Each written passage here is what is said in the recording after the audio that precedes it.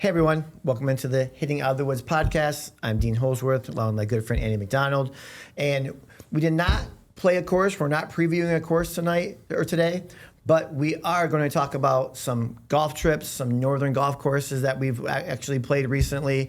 So I think this is going to be a fun episode where, you know, lots of people from Grand Rapids, Andy, lots of people your age, my age, old people go up north for golf trips, whether it's a 12-person outing or a trip where I just went on with my friends. There were some outings up this week at Agaming Resort up north where there was a 60, I think, person trip.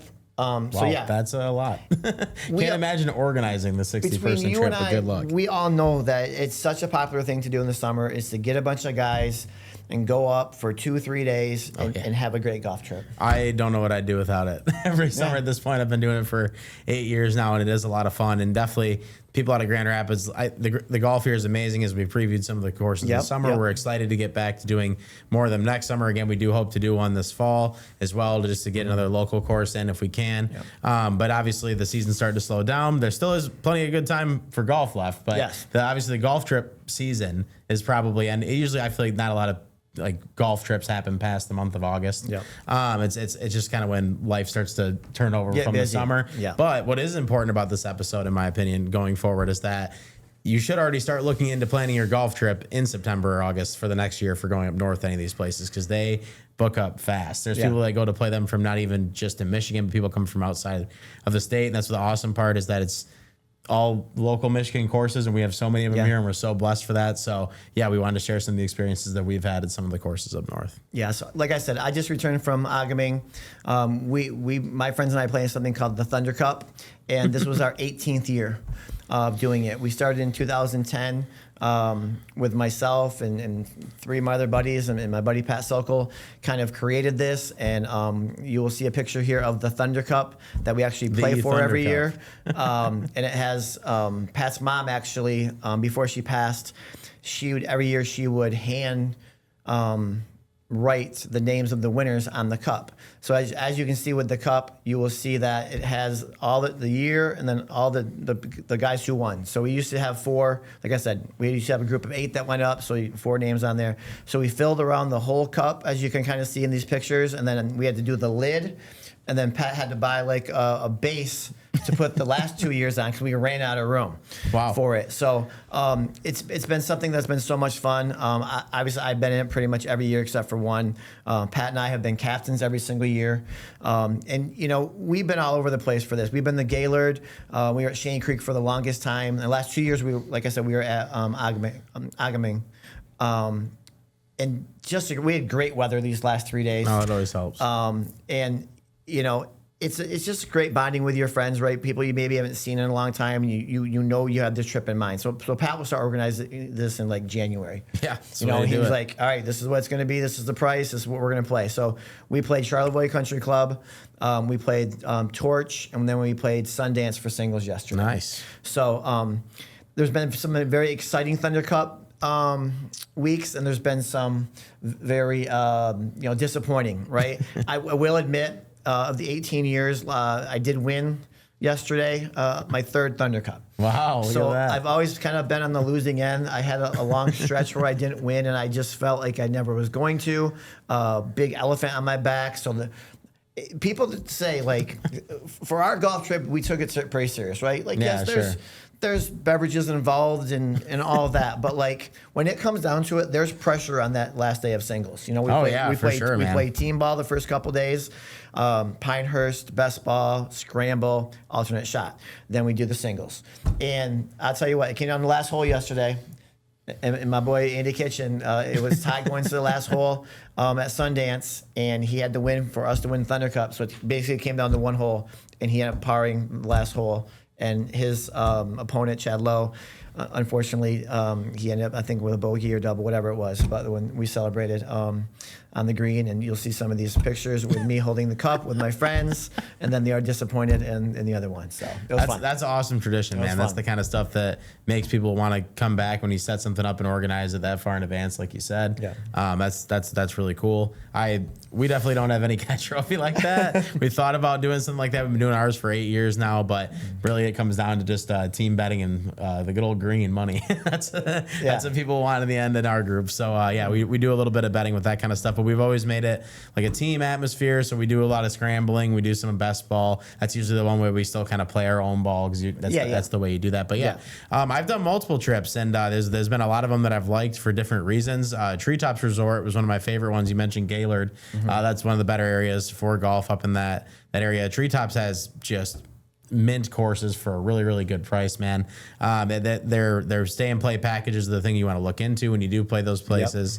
They have a couple. My favorite course out of all theirs was Premier. I think it just is the design of it's really, really cool. They also have one of the hardest par 3 courses in not just the country, but rated in the world. People say. I played so it. It's definitely worth making a part of your trip if you're going to go up there and do that. I think Tullymore obviously has a couple great options. You don't even have to go that far to do it. That's obviously St. Ives. Tullymore, St. Ives. Yep. Those are the two that people like. I think Tullymore is the one that I like a little bit more.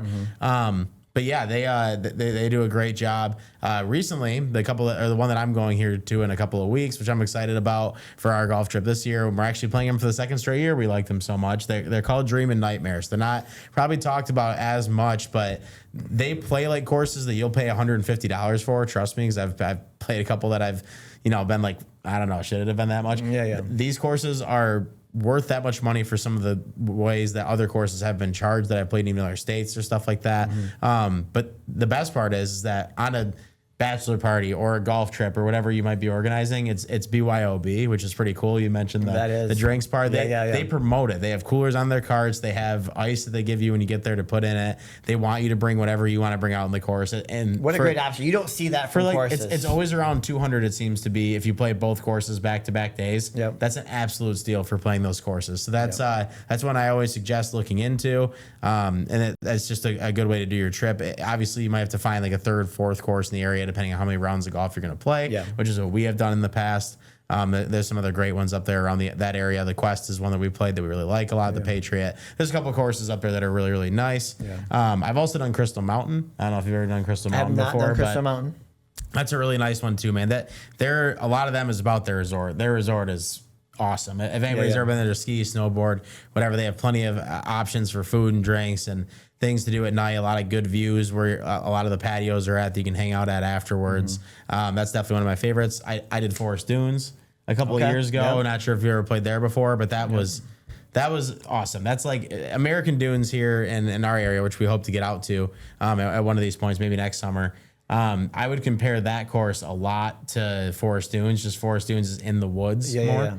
American Dunes is like more open. It feels like the whole time. But the way that course is cut out and is kept all year, I don't know, man. It just feels like you're playing in like a foreign spot. But right. And then obviously, I think you could probably touch on this one because I'm sure that you've played them before. But we haven't even mentioned like the two big ones yet, which is in my opinion, Arcadia. So Arcadia Bluffs and then the Arcadia South course. I played both those. The Bluffs is my favorite. I don't think that's a shock to anybody. The views are absolutely unbelievable. Right. And the day that I played it, if you remember right, that was later this year, it was like 45, 50 degrees, and I still loved it that much. So I want to get out there in the summer one of these days to play it. I have played the South course in the summer. The South course feels like you're in Scotland when you're playing it. It's amazing, man. So, those two courses are definitely ones to check out. And they added, I think, another 9 or something like that. Okay. Forget how many holes it is. I'll have to look that up. But they definitely added another part to that course too, so you can do a whole trip there too as well, which is probably a little bit more on the pricey end, but with good reason, because trust me, it's worth it. And I think just northern golf is just so much fun. Right? It's different, man. Just the views, elevated tees. You just have, looking, like you say, looking off in the water. It's just the feel and the vibe of northern Michigan golf is just amazing. And like I said, the best part for us, like when we played at Shanny. All the courses are right there. They got 4 courses you can play right there. And then even, obviously, Agaming, we had beautiful condos, 6 guys in each condo, upstairs, downstairs. But mostly we all had our own rooms. Wow, 6 people to each. That's impressive. Yeah. And we had, they were overlooking, I think, 4 or 5 on the front 9. So like you're overlooking, you get up in the morning, you have your coffee, you get ready for your round, and you drive up there. And so some of the signature holes there are just amazing. And to me, like Sundance especially, the amount of bunkers, which you'll see from these pictures, is absolutely amazing on that course. That like, makes a lot of it every tough. green, you're surrounded by 4 or 5 bunkers. You got fairway bunkers, you got wasteland. Like, not courses for the beginners, I will tell you that much. Oh yeah, that is the thing about a lot of these. Thing. Those are very challenging courses up there. You don't want to go here if you haven't played golf before. A golf trip is something you probably wouldn't plan unless you played enough golf to want to go on a golf trip. I feel like that's kind of the obvious answer to that. But you're right. The elevation and stuff is what's so cool about it. That's why a course like Pilgrim's Run is only 30 minutes from here. That's one that we want to get to in the near future too. They have some great shots from that kind of aspect. We have some courses that have really cool elevation shots, but the consistency of it when you play up north golf is just a lot different. That's what makes it so cool. And the greens too. Oh Greens my gosh, are so man. challenging up north. Always. They run pretty well, obviously, but you have some very fast.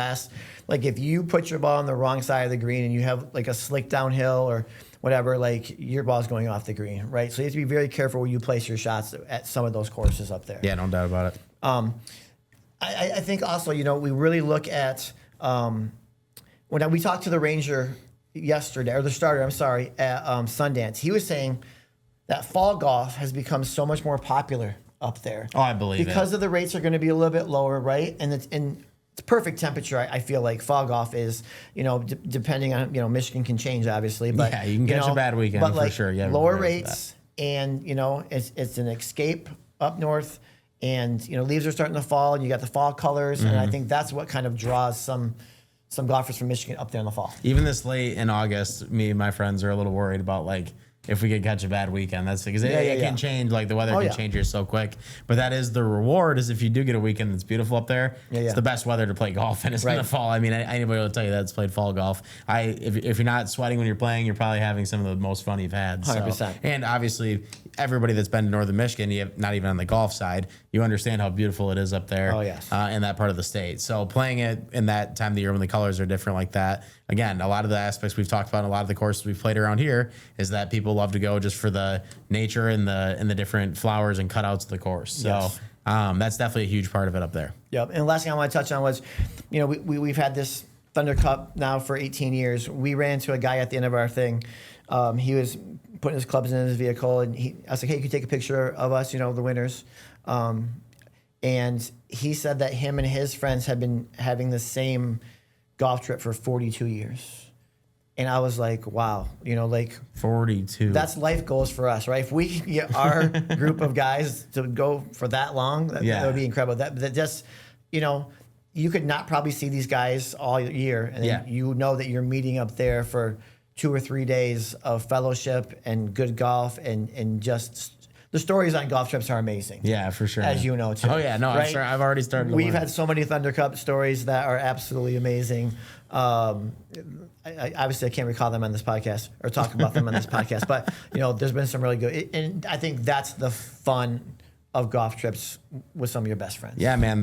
Plenty of. I have 2 friends that come from out of state every year to play in it. It's it's the one thing that usually gets planned early enough that they can say yes to. I'm definitely throwing my friends a couple loops next year with my wedding being next summer, but we'll figure that out the best we can do. But it's definitely one of those things that gets prioritized because it's just the one chance you get to be with your friends that you've been doing it with for years. Yep. So. Well, hey, thanks for joining us this summer. We really appreciate it. It's been so much fun, and like me and Andy said, there are so many golf courses in the West Michigan area that I don't see us not doing this for, as long as we're TV allows. I want to thank every single course, the Mines, the Meadows, the Pines, some of them rhyme together. Right. Quail Ridge, Briarwood for getting us out there. Ironwood, the 6 that we did do this summer. Yep. Want to make sure we thank them for letting us out. It was awesome that we even got the chance to do it, and we're looking forward to doing more in the future. It's going to be a lot of fun, and you guys make it fun for us too. So hopefully we gave you guys something you can watch. But. Yep, definitely. So like I said, we might do one in the fall here,